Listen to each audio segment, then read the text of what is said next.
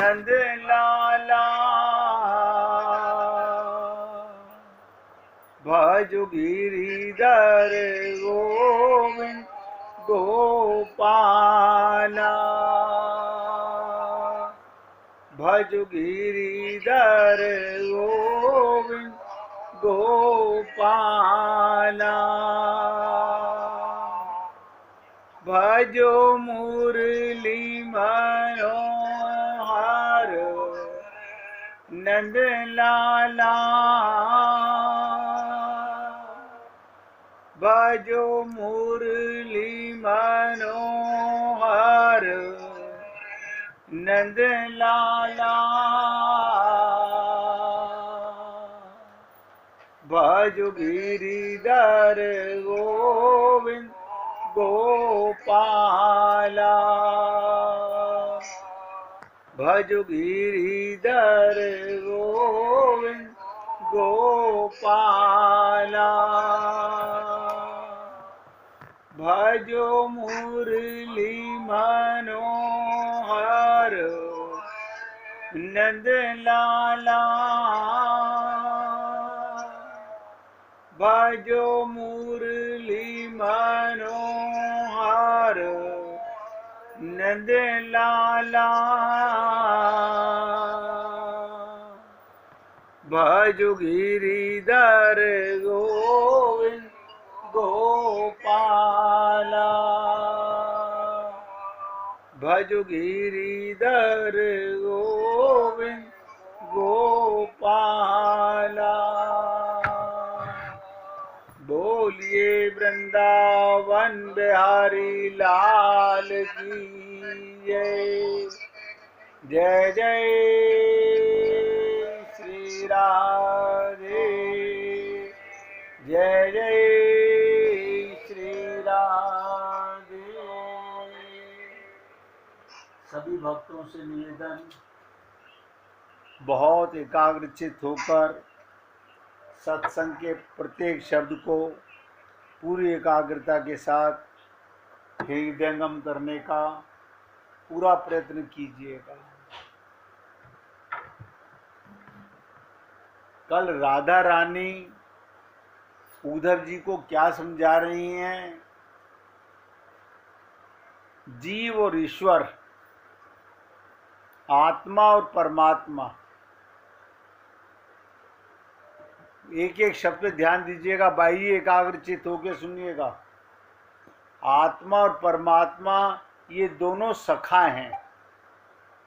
ये एक पेड़ के ऊपर बैठे हुए दो पक्षी हैं, एक बालक है एक पालक है, और इनका संबंध सदा से है, सदा से। देखिए, आपका और हमारा, इसी कहा इनकी जाति एक, दोनों आपस में मिले रहते हैं और आपस में मित्र हैं। इसे संस्कृत में कहा गया सुपर्णा सयुजा सखाया। एक जाति के सयुजा, सयुजा माने एक साथ मिले हुए हैं और आपस में मित्र हैं। आप सोच के देखिए, हम भगवान की पूजा कैसे करते हैं? परमात्मा मानकर। और परमात्मा आपको कैसे प्रेम करते हैं? मित्र मानकर, अपना अंश मानकर, अपना साथी मानकर। ये बड़ी भरी बात राधा रानी के माध्यम से भी, संत महात्मा के माध्यम से भी हमें बताई जाती है।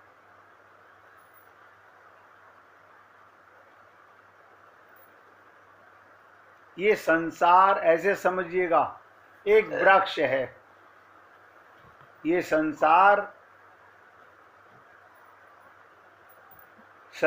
को ना कहो, शरीर को समझ लीजिए। ये शरीर वृक्ष है। इसे वृक्ष क्यों कहा जाता है? एक होते हैं औषधि, मतलब खाने पीने की चीजें, वो एक बार फसल देके समाप्त हो जाती है। फल लगता है, समाप्त हो जाता है, चाहे काटो या ना काटो। और वृक्ष एक बार फल देने के बाद नष्ट नहीं होता है। आप सोचिएगा, इस संसार में ही आप और हम लोग अनंत बार आ चुके, लेकिन अभी हमारे प्रेम का फल नहीं लगा है, भक्ति का फल नहीं लगा है। हमें वो ज्ञान नहीं हो सका जिसके लिए हमें मनुष्य शरीर मिला। इसमें किसका दोष है? क्या भगवान का दोष है या हमारा दोष है?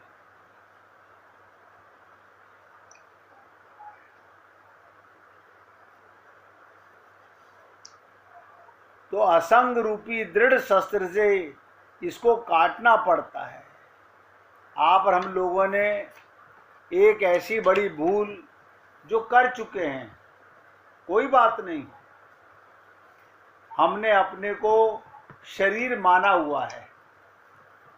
हुआ है नहीं। इस त्रुटि को हम इस जन्म में और अभी काट दें या अनंत जन्मों के बाद काटें, तो बाकी बचा क्या? दो ही चीजें, एक माया और एक परमात्मा। बहुत एकाग्रचित होकर सुनिएगा। कल तो छुट्टी रखेंगे क्योंकि आज ही भक्त लोग मिस ज़्यादा हैं, तो कल तो दशहरा है, कल तो और भी ज़्यादा मिस होंगे, तो कल का हम अवकाश रखेंगे। आने वाले 2-3 दिनों में एक मूल प्रश्न हम सबका कि मन को शरणागति कैसे करें।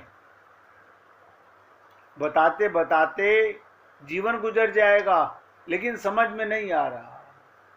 राधा रानी उद्धव के माध्यम से, अब आप सोचिएगा, हमने गीता के माध्यम से नहीं जान सके, रामायण के माध्यम से नहीं जान सके, और ये आह्लादनी शक्ति, प्रेम स्वरूपा, भक्ति स्वरूपा, योग माया शक्ति राधा रानी जब उद्धव जी को बताएंगी कि मन का समर्पण कैसे करना चाहिए, इसलिए आपसे निवेदन करूंगा, कल के बाद मुझे नहीं पता कब वो चर्चा सामने आ जाए, तो बहुत एकाग्रचित होकर सुनिएगा। अब ये जीव और भगवान का रिश्ता क्या है, कल हम इसी पर चर्चा कर रहे थे। जो कि बाई जी ने पूछा कि राधा रानी उद्धव को क्या बता रही हैं, वो यही बता रही हैं तुम्हारा और परमात्मा का संबंध क्या है। और कितना सरल कहा, दोनों सखा हैं, एक जाति के हैं, एक जाति के हैं, और दोनों मित्र हैं, सखा हैं।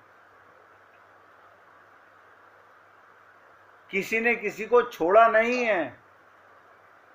हम लोग पूछे, जीव और जीव आत्मा एक ही चीज है। क्या चीज? जीव और जीव आत्मा एक ही चीज है। नहीं, आप हैं आत्मा। जीव क्या है? जब तक शरीर में आते रहोगे तब तक जीव आत्मा कहलाओगे।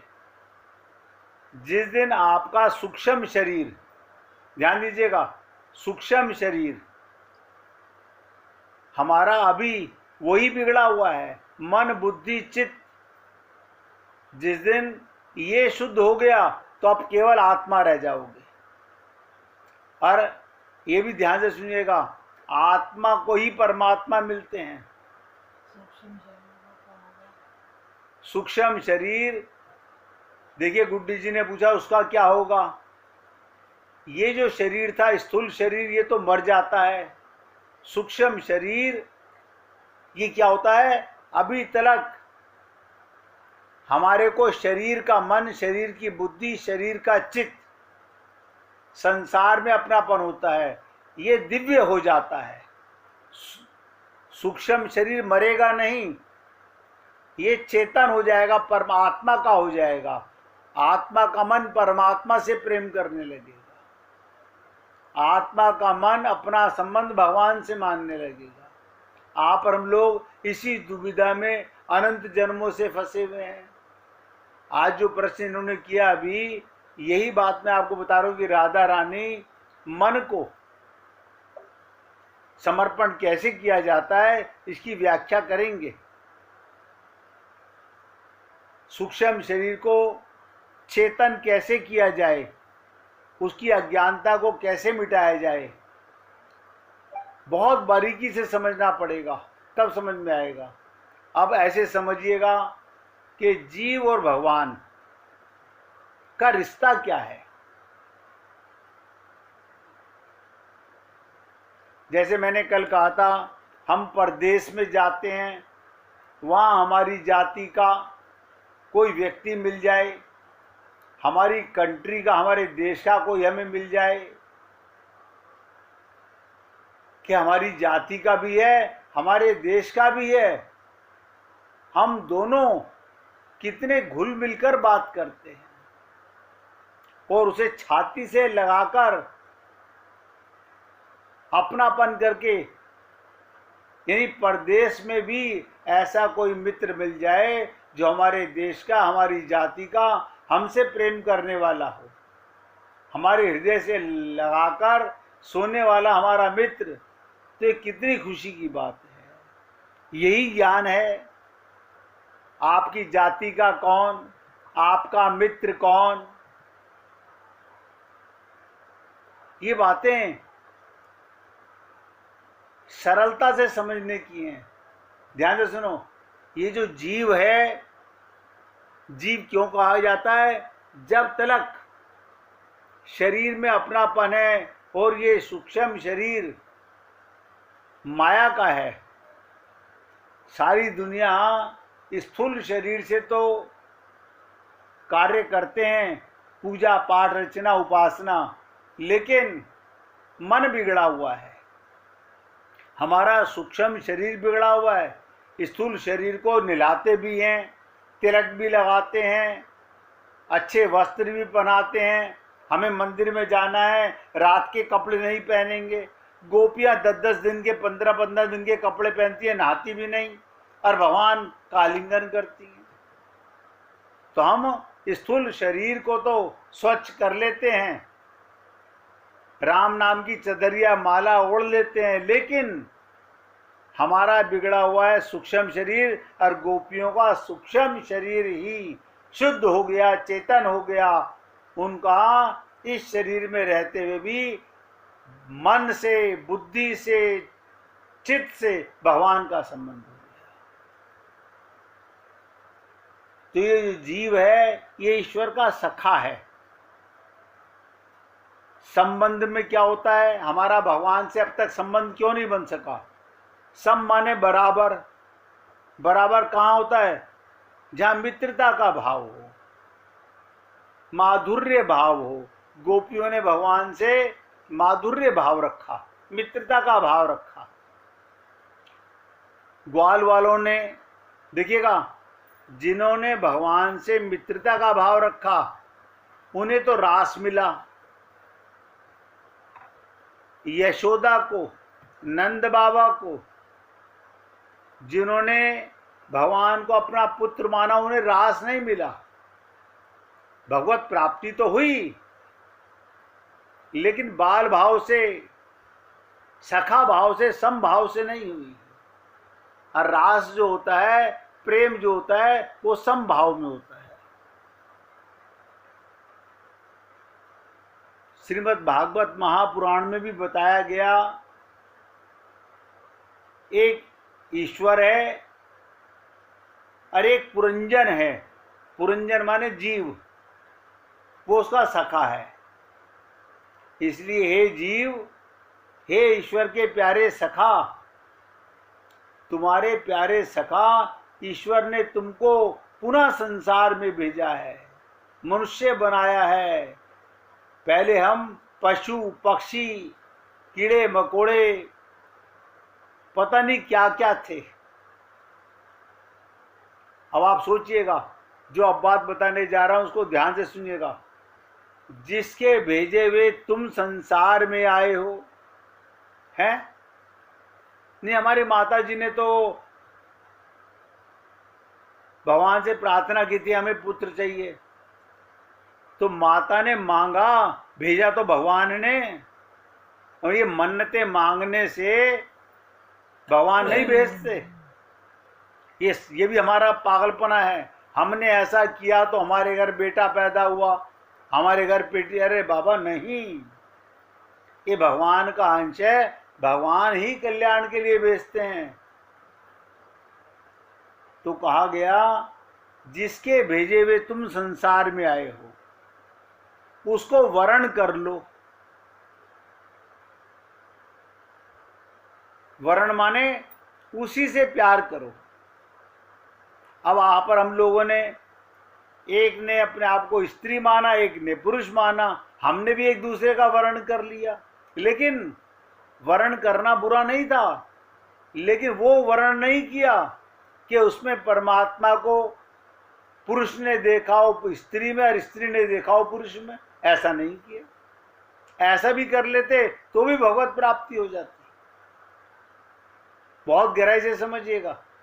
आपके परिवार में जितने भी सदस्य सब भगवान के रूप हैं, भगवान के अंश हैं। आपने कभी नहीं माना, हमने नहीं माना, हमने अपने शरीर का अंश माना। यही त्रुटि अनंत जन्मों से चली आ रही है। तो थोड़ी सी करेक्शन कर लीजिए। जिसके भेजे हुए हम संसार में आए हैं उसको वर्ण कर लो, उसी को प्यार करो। उस प्यारे के भेजे हुए मेरे प्यारे, तुम किसी दूसरे से प्यार मत कर बैठना। मतलब क्या? अपने को शरीर मत मान लेना। देखिएगा, आप और हम लोग इस मिट्टी के घरौंदे को, शरीर को कितना प्यार करते हैं। मतलब चेतन होके जड़ को प्यार करते हैं। इसका सदुपयोग नहीं कर रहे।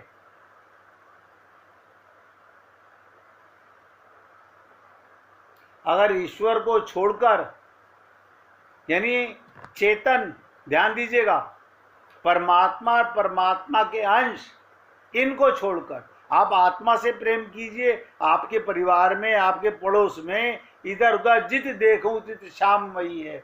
सबसे प्रेम कीजिए, सबसे प्रेम कीजिए, भगवान का मानकर।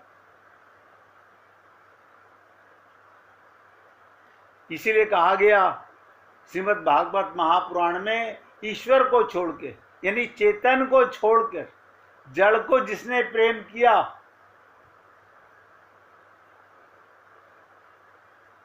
क्या मतलब हुआ? अगर किसी दूसरे को वरमाला पहनाओगे, वरण करोगे, तो नोट करो, अंत में दुख मिलेगा। बस सिंपल सी बात है।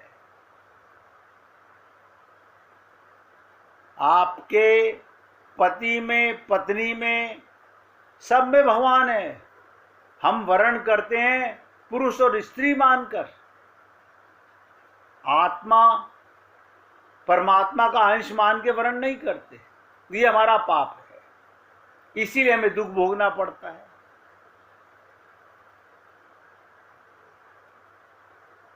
दोनों की एकता को छोड़कर के किसी और से प्रेम करोगे, वो तुम्हारे लिए बंधन सिद्ध होगा, तुम्हारे लिए रुलाने वाला सिद्ध होगा। आज देखिए, संसार में आप और हम लोग, हमारे माता पिता, दादा दादी, कोई भी चला जाता है, हम जो रोते हैं, किसके लिए रोते हैं? बहुत एकाग्रता से समझिएगा और गहराई से समझिएगा। हम शरीर के लिए रोते हैं। आत्मा तो अजर अमर, तो कहीं मरी नहीं। ये तो हमें ज्ञान है कि आत्मा वो भी अमर थी, लेकिन हमारा शरीर से संबंध खत्म हो गया, इसलिए रोते हैं। यानी अगर आपका आत्मा से संबंध होता तो रोना नहीं आता।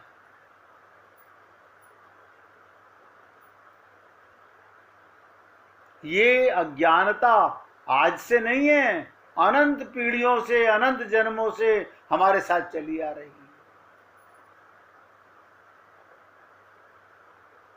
इसलिए कहा गया दोनों की एकता को छोड़कर, एकता क्या मतलब, स जातीय हो, सा धर्म हो, मैं चेतन तुम चेतन। शरीर मान के जो प्रेम करता है वो रोता है, आत्मा मान के जो प्रेम कहता है वो अमर होता है।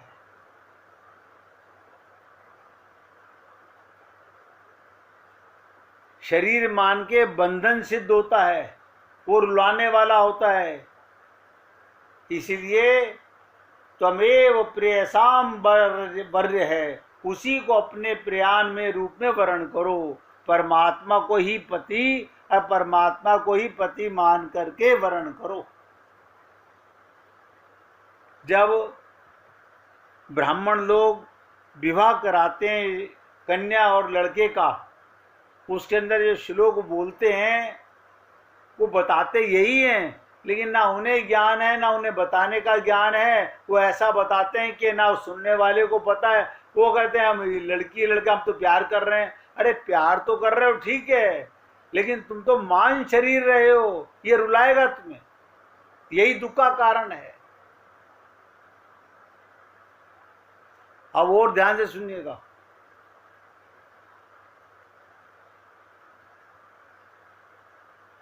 राधा रानी कहती हैं, प्यारे जीव क्या तुम्हारा कोई अनुरोध है? क्या ऐसी कोई चीज है, ऐसी कोई शक्ति है जिसको तुम अपनी वासना पूरी करने के लिए चाह रहे हो? ऐसी कोई चीज मत चाहना, तुम हमारे माननीय हो। तो क्या बोले उद्धव जी, हे राधे रानी, हे ब्रह्म विद्या देवी, ब्रह्म विद्या देवी, हम तो यही चाहते हैं हमको आत्मा और परमात्मा की एकता का अनुभव हो जाए।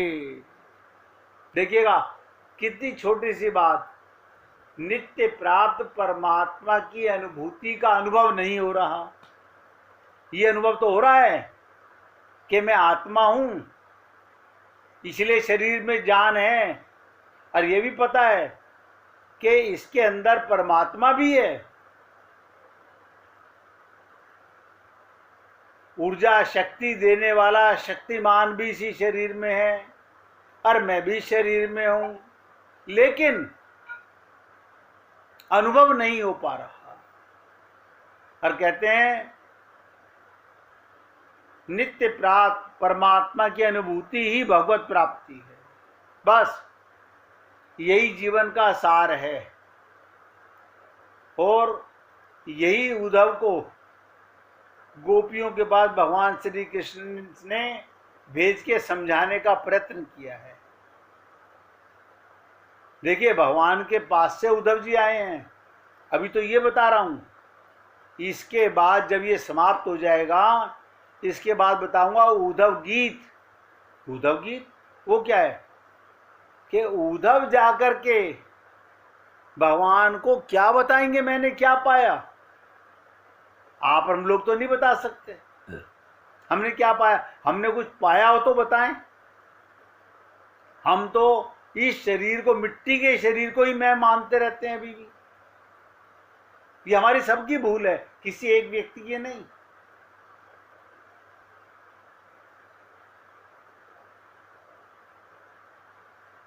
तो राधा रानी से पूछा, हम तो यही चाहते हैं, प्रत्येक जीव ये चाहता है, हमको आत्मा और परमात्मा की एकता का अनुभव हो जाए। जो आपने कहा कि दोनों साथ रहते हैं, एक जाति के, ये अनुभव हो जाए, हमें ये अनुभव हो जाए मैं सुखदाता का सुख अंश हूं, मैं चेतन परमात्मा का चेतन अंश हूं, और मेरा परमात्मा मेरा सखा सदा मेरे साथ रहता है। तो हमको ब्रह्म ज्ञान हो जाए, यानी हमें आत्मज्ञान हो जाए। एक एक शब्द पे ध्यान दीजिए, यही बात पूछ रहा है।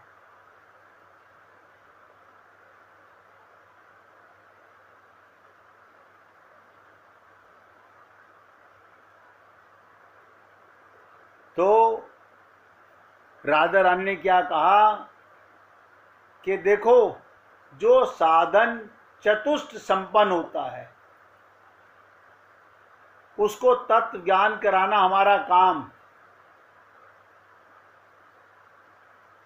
तत्व ज्ञान काम कहते ना, जो एक बार पारस हो गया और लोहे को तो सोना बना देगा,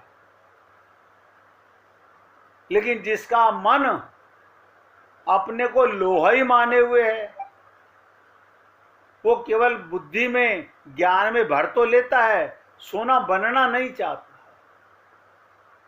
आप बताइएगा, एक होता है शुद्ध लोहा, एक होता है जंग लगा हुआ लोहा।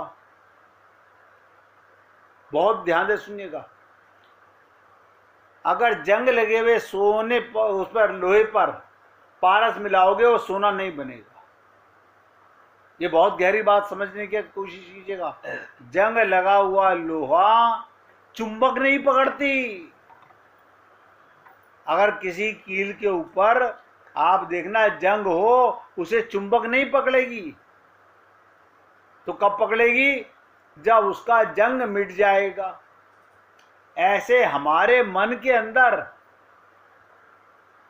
ये अज्ञानता का जंग लगा हुआ है। अज्ञानता का जंग लगा हुआ है। जब तक ये अज्ञानता नहीं मिटेगी, कोई संत महात्मा, कोई भगवान हमारा कल्याण नहीं कर पाएंगे। इसलिए 1 मिनट कीर्तन करेंगे, फिर आगे बढ़ेंगे। हरे